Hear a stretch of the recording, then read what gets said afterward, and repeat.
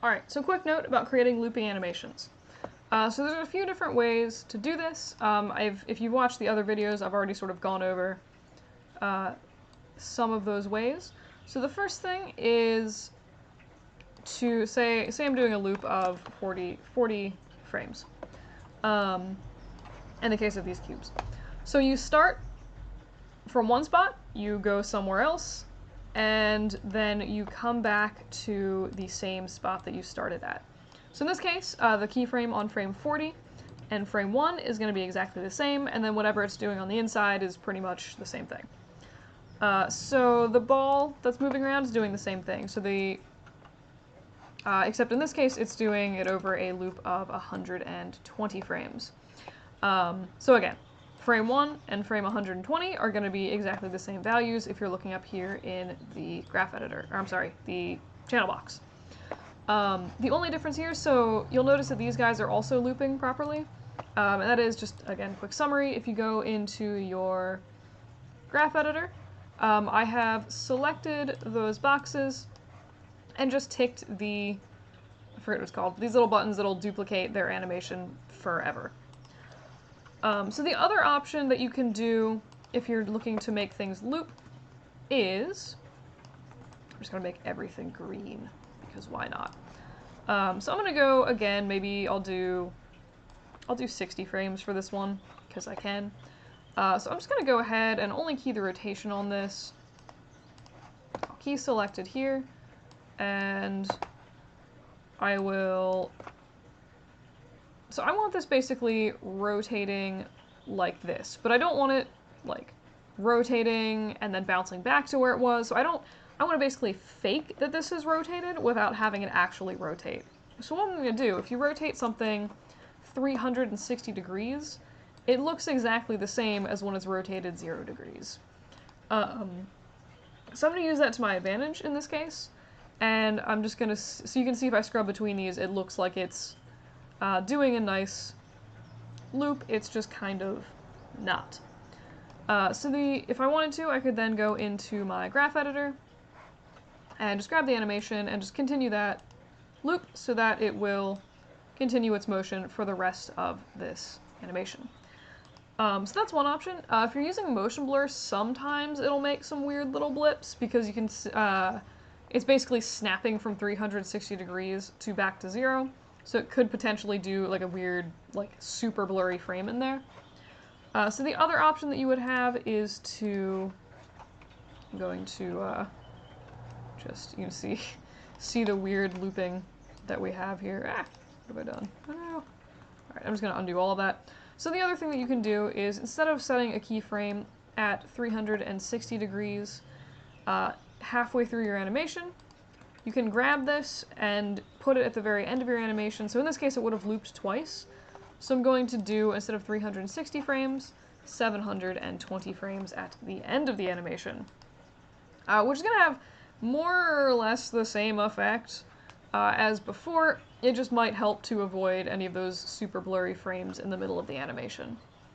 Apart from that, that's more or less making a looping animation. Just make sure that things are either in exactly the same spot or more or less the same spot at the end, beginning and end of your animation. You can also copy your keyframes to achieve that end. The only other thing that's really worth noting is that when you are rendering a looping animation, you actually do not need to render either the first or the last frame of the animation. So if I look at these, frame 120 and frame 1 look pretty much the same, except for these squares here because they're actually doing kind of what's appropriate for looping animation. So in this case, if I look at 120, where is it? Have I just done terrible math? Oh no, I have. Okay, so frame 119 and 118. Okay, frame 118 and 1. Did I like move the keyframes on these?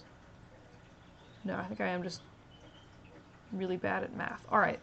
So, I've done some strange math things in here, so I'm actually just gonna temporarily hide them because they break some things with what I'm about to tell you. So, basically, unkey their visibility. break connection, and now hide you. Alright, so frame 120 and frame 1 should look exactly the same. So if you render both of those frames, when you're watching your animation, it's actually going to be like a weird little pause or a blip in your animation. So I'll usually just omit the last frame and render, instead of 1 to 120, I'll do like 1 to 119, and that'll solve all of those issues. Should you decide that you want to go ahead and use some of the, like the auto loop feature, do just make sure that whatever math you're using actually lines up so that it doesn't sort of blip at the end. You can see like right as it hit the end, it did like this weird like shaking thing. Just make sure that you avoid any of that. So in this case, I have a strange feeling that what was actually causing that is kind of the same thing of what I said before. So in this case, that was a loop of 40 frames, so frame 1 and frame 40 are exactly the same for those squares. In this case, what I'm going to try doing is just keying everything at frame 39 and deleting the key on frame 40. So hopefully, if I do that, no, that doesn't make it better, that makes it, if anything, worse. I was hoping that by doing that it would sort of fix the loop that I had there, but that doesn't seem to have been the case. Have I actually just done terrible math? 40 into 12. That should be 3 revolutions. That's very strange. Alright,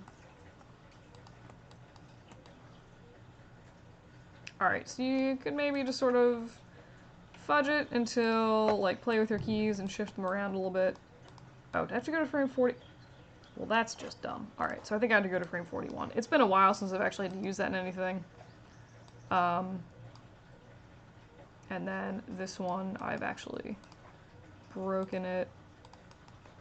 If I ever paste a keyframe onto an existing keyframe, I usually delete the first one because I feel like sometimes they just get weird. Ooh, and look, it's done a strange thing where the keyframe pasting has like broken all of my frames.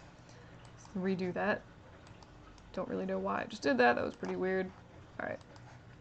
So, alright, it's slightly better. You kind of get the point, hopefully. But yeah, so just make sure that your stuff loops. This, nobody cares, Facebook. Alright, and this was mostly just me messing around for the last part, but mostly I was getting at you don't need to render the last frame, and just double check your math for weird stuff like this. Yeah. Cool. That's looping animation. Kind of got rambly at the end, sorry about that, but hopefully this has been helpful in general. If you have any questions, or know of alternative ways to do things, let me know in the comments, and I'll do my best to get back to you guys and investigate any other stuff you guys might share.